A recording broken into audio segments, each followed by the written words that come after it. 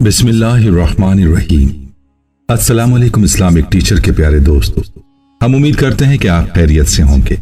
हमारी दुआ है कि अल्लाह पाक आपको खैर व आफियत से रखे।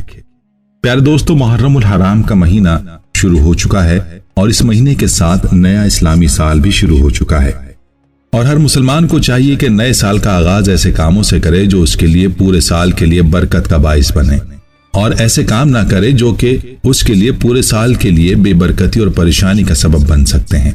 अगर आप नए साल के आगाज ही में यह अज़्म कर लेते हैं कि आप वो काम नहीं करेंगे जो अल्लाह की नाराजगी और घर में बेबरकती का बाइस है, तो इंशाअल्लाह आपका पूरा साल पुरसुकून गुजरेगा। और अगर आप ऐसे काम करते रहेंगे जो घर में बेबरकती का बाइस है, तो फिर इस बात के लिए तैयार हो जाएं कि आपका घर परेशानियों का मरकज बन जाए। आज की वीडियो में हम आपको ऐसे कामों के बारे में बताने वाले हैं कि जिनको आपने मुहर्रम के महीने में नहीं करना और ये अज़्म करना है कि पूरा साल आप ये काम नहीं करेंगे, ताकि आपके घर की परेशानियां दूर हो जाएं और आपके घर में खैर व बरकत आ सके। इन कामों के बारे में जानने के लिए आपसे इल्तिमास है कि वीडियो को आखिर तक लाजमी देखिएगा। दोस्तों, जो सबसे पहला काम आपने नहीं करना वो ये कि इस महीने में किसी भी किस्म का गुनाह नहीं करना। इस हुर्मत वाले महीने में हर किस्म के गुनाह को तर्क कर दें। याद रहे कि हमारी जिंदगी में परेशानियों की सबसे बड़ी वजह जो है वो गुनाहों की कसरत है। गुनाह चाहे छोटा हो या बड़ा हो, वो इंसान की जिंदगी में परेशानी का सबब बनता है। जैसे कि इरशाद बारी ताला है, वमा असाबकुम मिन मुसीबती फबिमा कसबत ऐदीकुम व याफू अन कसीरी। सूरह शूरा आयत नंबर 30। तर्जुमा, और तुमको जो कुछ मुसीबत पहुंचती है तो वो तुम्हारे ही हाथों किए कामों से पहुंचती है और बहुत सारे गुनाहों से तो वो अल्लाह ताला दरगुजर कर देता है। इसलिए चाहिए कि हर इंसान अपना मुहासबा खुद करे और ये देखने की कोशिश करे कि उसके अपने और उसके घर वालों के ऐसे कौन से अमाल हो सकते हैं जो अल्लाह को नाराज करने वाले हैं और वो कौन से गुनाह हैं जिनकी वजह से अल्लाह उनसे नाराज है और उन गुनाहों की वजह से घर में गुर्बत, बेबरकती और परेशानी का सामना है। दोस्तों, यहाँ दो बातें अपने पल्ले से बांध लीजिए। एक ये कि जब भी जिंदगी में परेशानियां आए तो अपने अल्लाह की तरफ रुजू करें और उन परेशानियों से निजात के लिए अल्लाह से दुआ मांगें। किसी आमिल या किसी बाबे के पास अपनी परेशानियों को लेकर हरगिज न जाएं। याद रहे कि ये लोग आपकी परेशानी को खत्म तो हरगिज नहीं कर सकते, अलबत्ता ये आपकी परेशानी को बढ़ा जरूर देते हैं। ये आपको मजीद परेशानी में डाल देंगे, मजीद वसवसों में आपको डाल देंगे, आपके करीबी लोगों पर बहुतान लगाएंगे, आपके रिश्तों को खराब करेंगे, किसी का भी नाम ले लेंगे कि फलां ने आप पर तावीज करवाए हैं और यूं आपकी जिंदगी में एक नई परेशानी और टेंशन पैदा हो जाएगी। आपकी परेशानी आपके अमाल की वजह से है, इसलिए बजाय आमिलों के पास जाने के अपने अमाल को दुरुस्त करें और अल्लाह के सामने सरबसजूद हों, अल्लाह के सामने अपनी परेशानियों को रखें। अल्लाह ही है जो आपकी परेशानियों को दूर करेगा। चलिए अब उन गलतियों के बारे में बात करते हैं जो कि हमारे घरों में की जाती हैं और इन्हीं गलतियों और कोताहियों की वजह से घर के अंदर बेबरकती और मुफलिसी आती है और इंसान को परेशानी का सामना करना पड़ता है।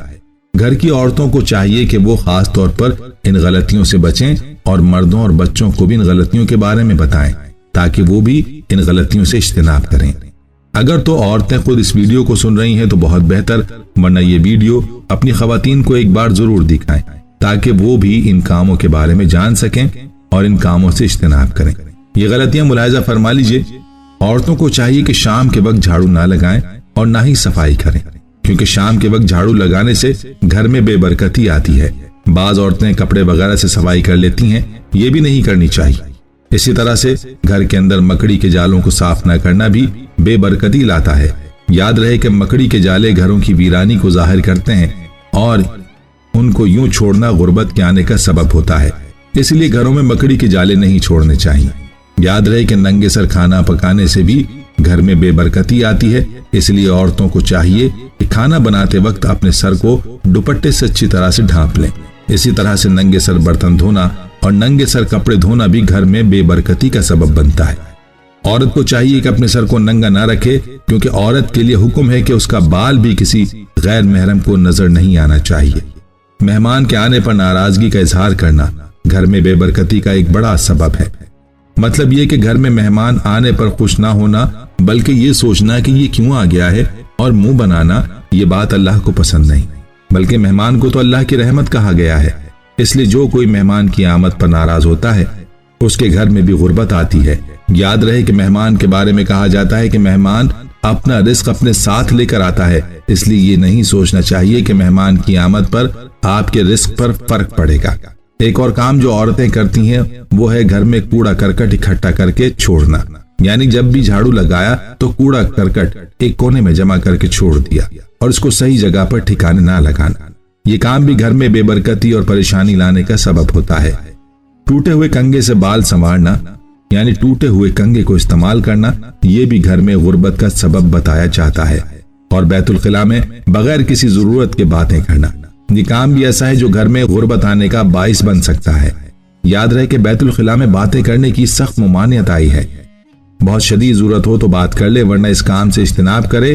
اس عادت میں بھی اکثر خواتین ہی مبتلا ہوتی ہیں۔ کوئی کام یاد آ گیا تو بیت الخلاء ہی سے اس کے بارے میں بات کرنا شروع کرتی۔ ناخن کو دانتوں کے ساتھ کاٹنا، یہ بھی ایک بری عادت ہے اور اس کے بارے میں بھی یہ کہا گیا ہے کہ ایسا کرنے سے گھر میں غربت اور بے برکتی آتی ہے۔ اسی طرح کا ایک اور کام یہ کہ رات کو پینے کے پانی کو کھلا چھوڑنا، یعنی رات کو پینے کے پانی کو بغیر ڈھانپے سو جانا۔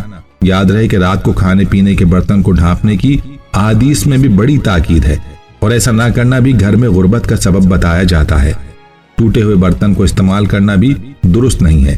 یاد رہے کہ ٹوٹے ہوئے برتن میں کھانا پینا گھر میں غربت کے آنے کا سبب بھی بنتا ہے۔